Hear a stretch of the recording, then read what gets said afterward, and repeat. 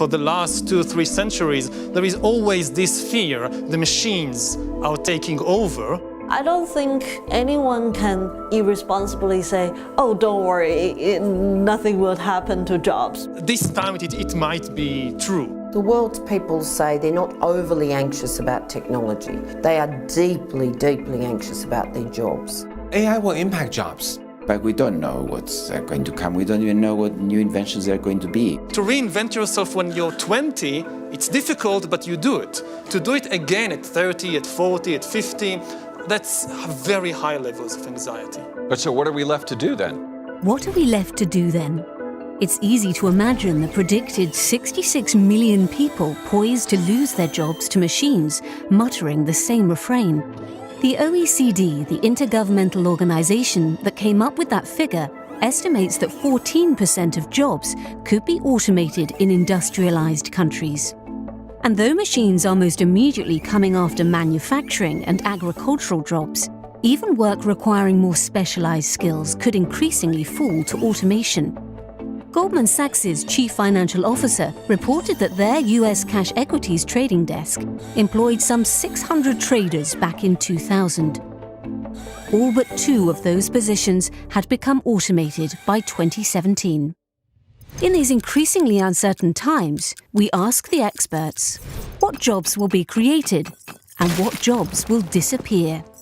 There'll be some disintegration and some creation of jobs. 50 years ago, we could not have thought of software engineering as a job. Today, the whole Silicon Valley is full of that labor force. First, obviously, it will create AI jobs, right? People who program AI, people who fix robots. But in terms of quantity, is a very, very small quantity. We will see jobs more related to interaction with intelligent machines, where it's symbiotic between the man and machine. The human can do things that the machine cannot do, and together they do better. freeing labor from dangerous, repetitive work. I suggest every professional, whether you're a lawyer, accountant, think about tools that emerge and how that makes you 2, 3, 4 times stronger, better, and richer for that matter. People talk so much about replacing humans, but I think the goals of AI machines should be actually more assistive. But to be really honest, professional jobs are still a small proportion of the total jobs. To a large extent, blue-collar jobs will be replaced by machinery.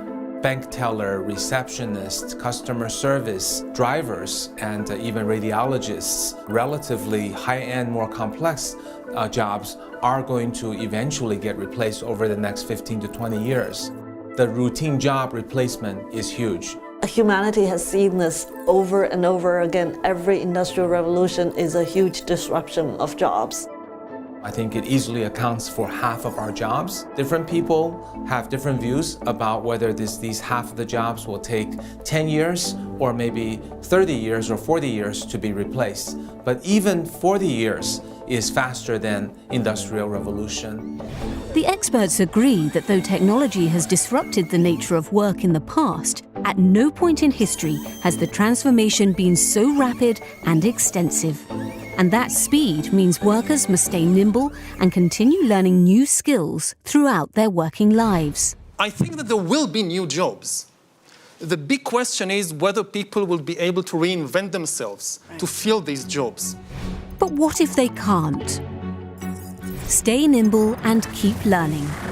The difficulty would be if you're in the same routine type of environment for 20, 25 years, and suddenly you are told it's not available anymore. Go and learn something entirely new. Well, that's the case. It's the most difficult case. That's where governments have an important role to play. If a job is going to be lost, what's the support for the worker to make sure they have skills and redeployment support? You need to provide a kind of training program. And the big question there is who pays for this training program and who provides it? Provision at the company level, funding shared by the company and the state. Full employment is still at the heart of our communities, the dignity of work, the cohesion that brings social stability, and we need to plan for that. Because if we don't do that, half the people losing their jobs, whether it's over 10 or 30 years, is going to create a large number of unhappy people who face not only a loss of income, but also loss of meaning. I think we need to create more human compassion jobs, human touch jobs, caretaking jobs of keeping company of the older people, orphanages, concierge, masseuse, bartender. There will be many more flexible forms of employment, but the averages, and also for full-time workers, will be less. There will be more time for leisure activities, travel. We need to, in our education, have the future children know that it is okay, these are good jobs to have. That whole shift of retraining education, and in fact a shift from the Industrial Revolution work ethic to a new work ethic where we can have lives that we much more enjoy, that whole shift, I think, is a huge process. What about college students trying to decide which degrees are worth potentially tens of thousands of their tuition dollars? Which ones will actually land them jobs?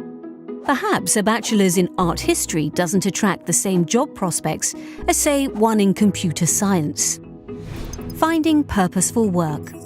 To the 18, 19, 20-year-old. In terms of choosing degrees at college, You know, you hear people talking about problem solving being at the essence. I've heard this for 25 years. I think the main consideration that you have to do is whether you're interested in that degree. Humanities are at the base of our knowledge.